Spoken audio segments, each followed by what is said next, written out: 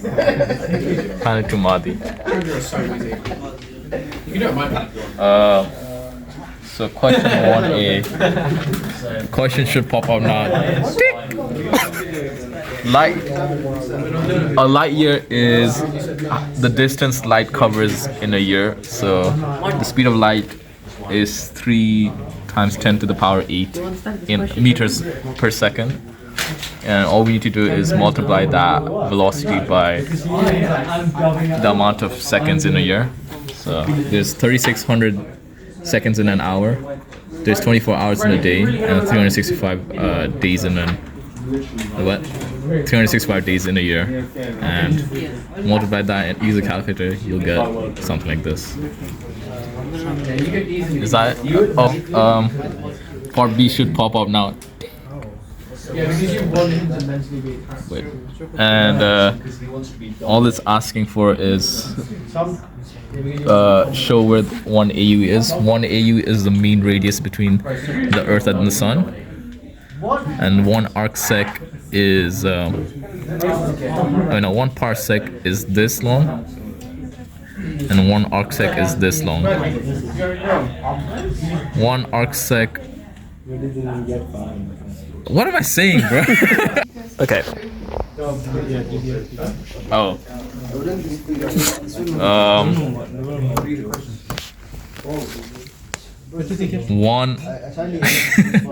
So 1 astronomical unit is the mean distance between the Sun and the Earth. And assuming this is 1 arcsec, this is our 1 arcsec. This would be our 1 parsec, because a parsec is the angle 1 astronomical unit subtends to an angle of 1 arcsec.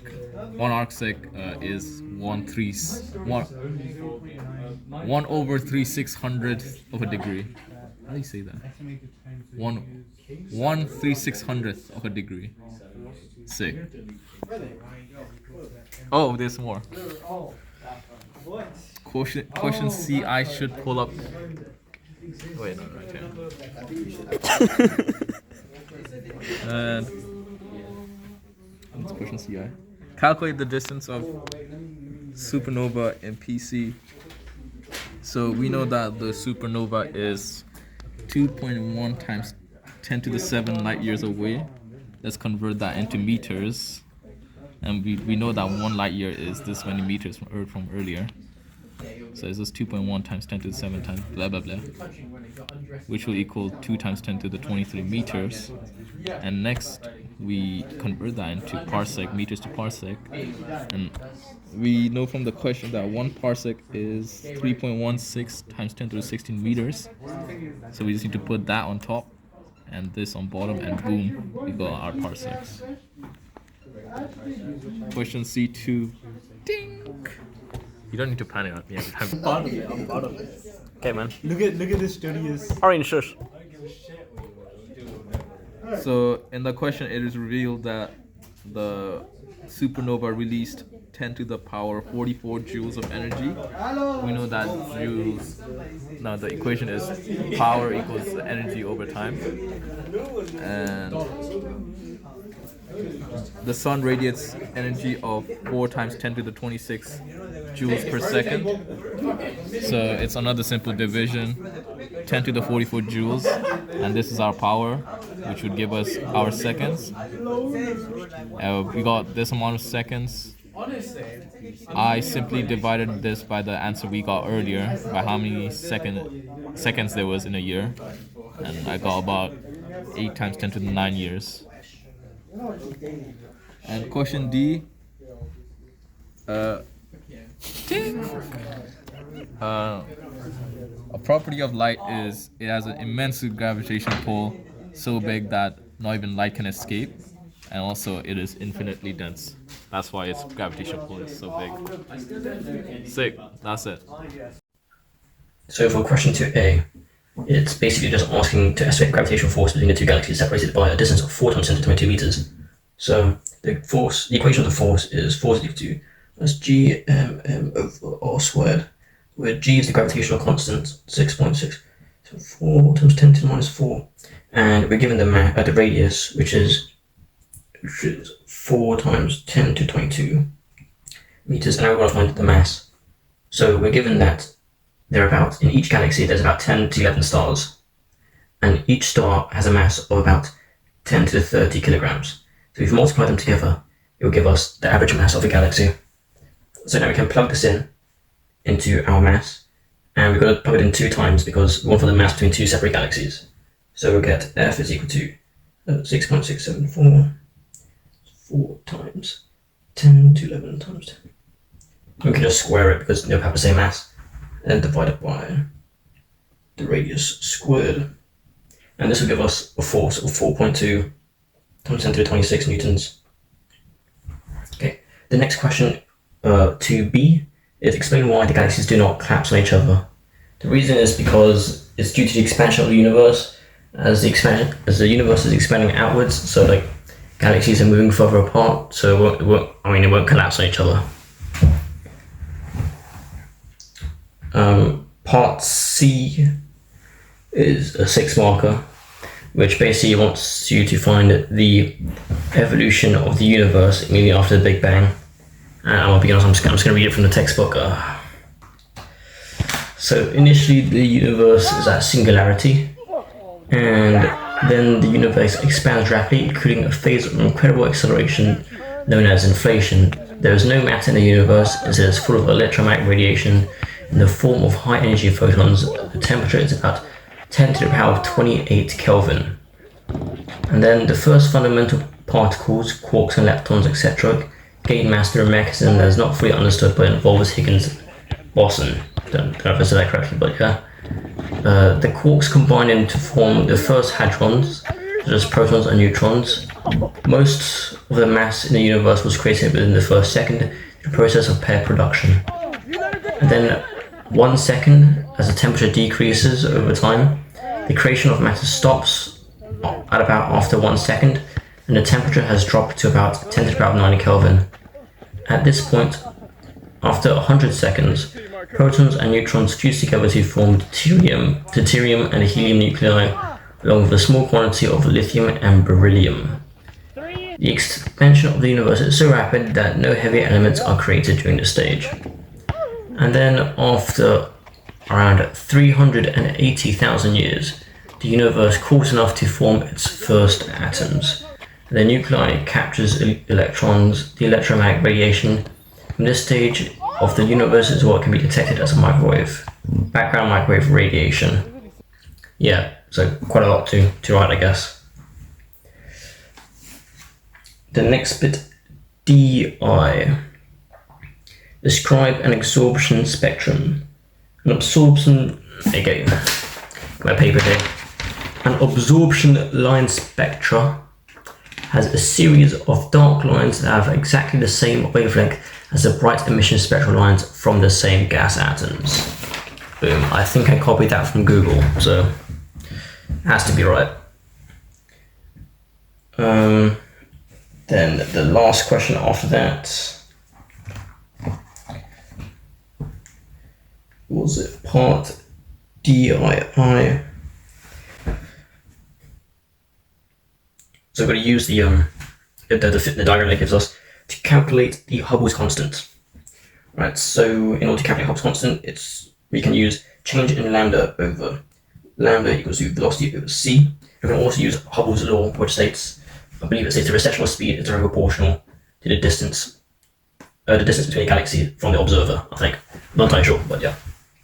So V is equal to HO times D. And we are trying to find Hubble's constant, right? No, we're trying to find the distance. So first we use the first equation, right, to find the change in wavelength. So we 180 minus 393.4, and this is from the diagram that was given to us. Divided by 393.4. V and V is equal to 6.6 times 10 to the power of 7 meters per second over 1. However, we're given our Hubble's constant is given as 50 kilometers per second megaparsecs, I think. Parsecs minus 1. Right, but our velocity is in meters per second, so we're changing it into kilometers per second. So our new velocity will be equal to 6.6 times 10 to the 4, because kilo is 3. And then we've got 6.6 times 10 to the 4 is equal to 50 times d, and d will be equal to 1320 megaparsecs. The question is 3A. Ding! Doppler effect is when wavelength of waves change when the source of the waves and observers are moving relative to each other. And 3BI. 3BI. So equation. So the equation there referring to is change in lambda over lambda equals v over speed of light. And since wavelength is constant in this particular, no, it is constant. Wavelength is constant, so is speed of light. We can basically take them out of the equation. So we can say changing wavelength is proportional to velocity. And we've seen that galaxy E moves much faster. It has a greater recession speed than galaxy A. So its changing wavelengths will obviously be higher as well because they're proportional to each other. This is for me, son. B2. So good necklace. You're just plotting a graph. Oh, I didn't do B3 though. We'll make it along the way. B2, you're just plotting a graph. It should look something like this. Make sure it goes to the origin because the equation is V equals HOD. So there's no plus C anywhere. And B3 is the value. For B3, all you're doing is finding the gradient of this graph. So change in y, so this is about 50, probably 55, let's say 55. This is about 1000. Shit. That's nowhere close to 72. Let's take this point as 60 recession speed, and this is about 1150 distance in megaparsecs. V equals HOD, so HO would equal V over D. So make sure you bring up whoever's phone it is. Bring Oh, okay. 60,000 kilometers over 1150, which should give us. This is the worst video ever. 52. What are the things here? KM. Shit. MPC -1 S -1. Boom. Uncut. Question 3C. Explain why Hubble's constant may not be constant at all. Gravity in theory should slow down the expansion of the universe. However, it appears as though the universe is actually accelerating. So that proves Hubble's constant is not constant. Bullshit answer. Cut this part out, but I don't know. 3D. Ding. The graph in figure 3 has been used to support the Big Bang model of the universe. Oh wait, no, you have to show that. I got 4 words for you. Cosmic microwave background radiation. That's all you need to know. When measured, it is same in all directions with minor fluctuations. That means anywhere in the night sky, you try to, receive the signals, it's the same. Temperature is also constant, like has minor fluctuations of about 2 to 7 K. K as in Kelvin. So yeah, that's it. So for question 4, it's basically the same thing as question 2, asking to find the velocity of the star. again, you use this equation.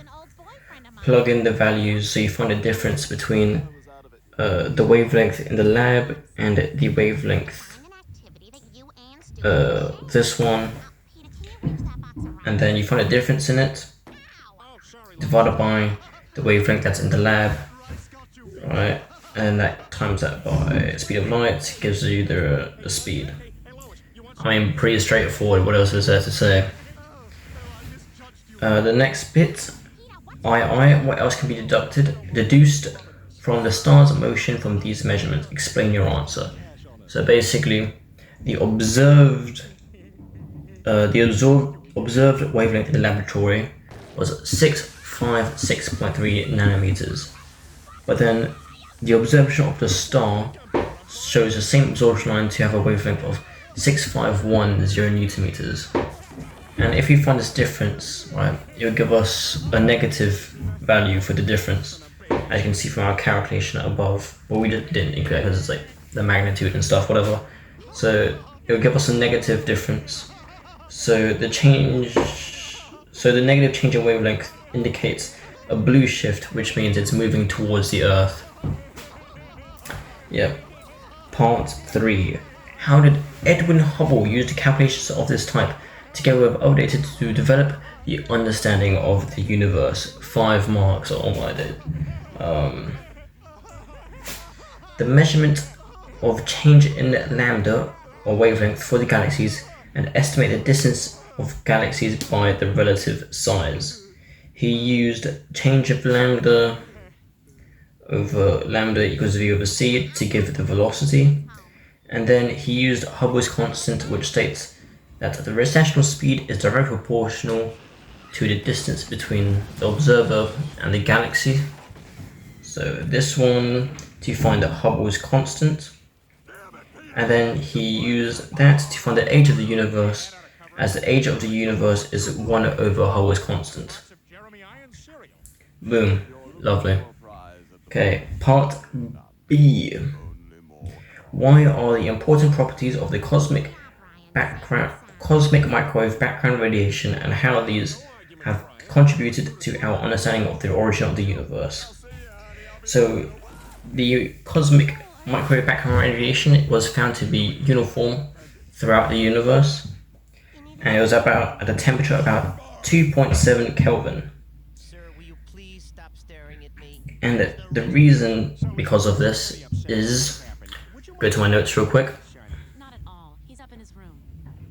Hey there, Kyle. Hey, I'm Chris Griffin's father. Hey, I'm Chris Griffin's father. Now, that's not very nice. I don't sound like that at all. You're making me sound like... Okay, so this supports theory of the Big Bang, as Hubble's law states that the universe is expanding, hence if we run time backwards, the universe will be much smaller, denser, hotter, and eventually reach a single point. The Big Bang theory had earlier predicted the existence of background microwave radiation. Its existence can be explained in 2 ways. When the universe was young and extremely hot, space was saturated with high-energy gamma photons. The expansion of the universe means the high-energy gamma photons will stretch itself, so the wavelength was stretched. And over time, the wavelength of these photons are now to be observed as microwave radiation. And for the 2.7 Kelvin thing, the universe was extremely dense before. When it was young, it was very hot, and over the expansion of billions of years, it reduced the temperature to about 2.7 Kelvin. The universe may be treated as a black body radiator. At this temperature, the peak wavelength would correspond to about 1 millimeter in the microwave region of the spectrum.